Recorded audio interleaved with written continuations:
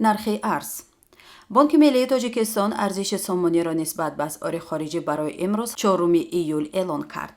тибқи нишондоди бонки миллии тоҷикистон дар бозори арзи кишвар 100 рубли русӣ 17 сомониву 69 дирам арзиш дорад.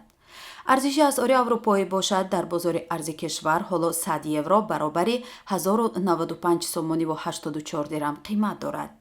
арзиши пули амрикоӣ дар бозори арзи тоҷикистон $100 баробари 1051 сомониву 68 дирам мебошад. нархи тилло.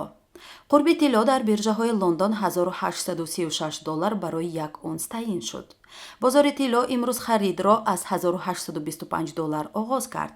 нархи максималӣ $1844, ҳадди аққали як унс имрӯз $1823 таъин шуд.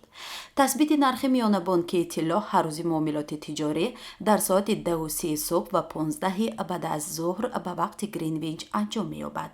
натоиҷи tasбит ба унвони маҳак дар муомилоти шимши тилло дар саросари дунё мавриди истифода қарор мегирад. барои муайян кардани баҳои тилло 5 бонки лондон ширкат мекунанд ва миёни онҳо тилло доду ситад мешавад. нархи нафти хом.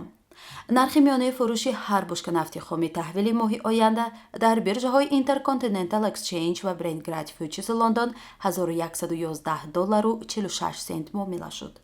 нархи миёнаи ҳар бушка нафти хоми таҳвили моҳи оянда дар биржаҳои New York Mercantile Exchange ва Lightsweight Grad Oil New York $108.54 муомила шуд. тангаҳои сомонӣ бо арзиши номиналӣ 135 сомонӣ ва дирам бо арзиши номиналӣ 50 дирам бар ориши соли 2022 аз санаи 1 июли соли 2022 ба муомилот бароварда шуд. дар ин бора дафтари матбуотии бонки миллии тоҷикистон хабар дода навиштааст ки ин иқдом бо мақсади таъмин намудани иқтисодиёт бо нишонаҳои пулӣ бар асоси қарори раёсати бонки миллии тоҷикистон аз 30 июни соли 2022 таҳти рақами 83 амалӣ карда шуд. дар хабар гуфта шудааст ки тангаҳои барориши соли 2022 дар қатори тангаҳои гардишии бонки миллии тоҷикистон ки дар муомилот қарор доранд баробар гардиш мекунанд. департаменти муомилоти пулӣ ва амалиёти хазинадорӣ ӯҳдадор гардидааст ки барои ҳамлу нақл ба ҳисобгирӣ ва ташкил намудани шароит ҷиҳати ба муомилот баровардани тангаҳои барориши соли 2022 бо арзиши номиналӣ тибқи тартиботи муқарраршуда чораҳои заруриро андешад. дар дидори муовинони вазирони корҳои хориҷии тоҷикистон ва Сингапур роҳҳои тавсеяи ҳамкориҳои иқтисодӣ ва сармоягузорӣ баррасӣ шуд. ба иттилои департаменти иттилооти вазорати корҳои хориҷии тоҷикистон дар дидори Шарафи Шерализода муовини вазири умури хориҷии тоҷикистон бо Вивиян Балакришнян вазири корҳои хориҷии Сингапур бар алоқамандии дутараф нисбат ба рушди ҳамкориҳои иқтисодӣ ва сармоягузорӣ таъкид карда шуд. дар ин дидор ки дар шаҳри Лиссабон дар ҳошияи конфронси уқёнуси Созмони Милали Муттаҳид баргузор шуд, Шерализода ва Балакришнян дар мавриди вазъияти феълии ҳамкориҳои дуҷониба тоҷикистон ва Сингапур ва густариши он дар заминаҳои мавриди алоқа бахусус дар ҳавзаҳои иқтисодӣ ва сармоягузорӣ баҳс ва табодули назар карданд. тоҷикистон дар намоишгоҳи байналмилалии Инопром ки дар Екатеринбург баргузор мешавад ширкат хоҳад кард.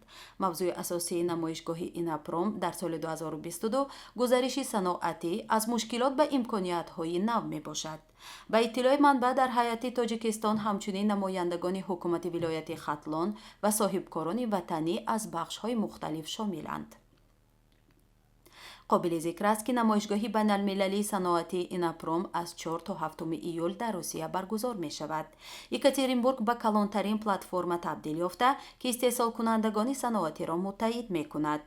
ин чорабини аз соли 2010 ҳамасола баргузор мешавад.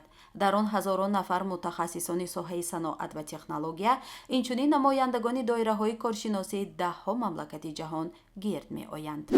ҳукумати Русия қарореро тасвиб кард ки ҳисобкунии боҷи содироти ғалла, равғани офтобпараст ва хӯроки чорво ба ҷои доллар ба рубл гузаронида мешавад. қаблан шӯрои иттиҳодияи Аврупо оид ба корҳои хориҷӣ хабар дода буд ки маҳдудиятҳои иттиҳодияи Аврупо воридот ва ҳамлу нақли колоҳои кишоварзӣ аз Русия ва ҳамчунин содироти тухмӣ аз он ба кишварҳои сеюмро манъ намекунад.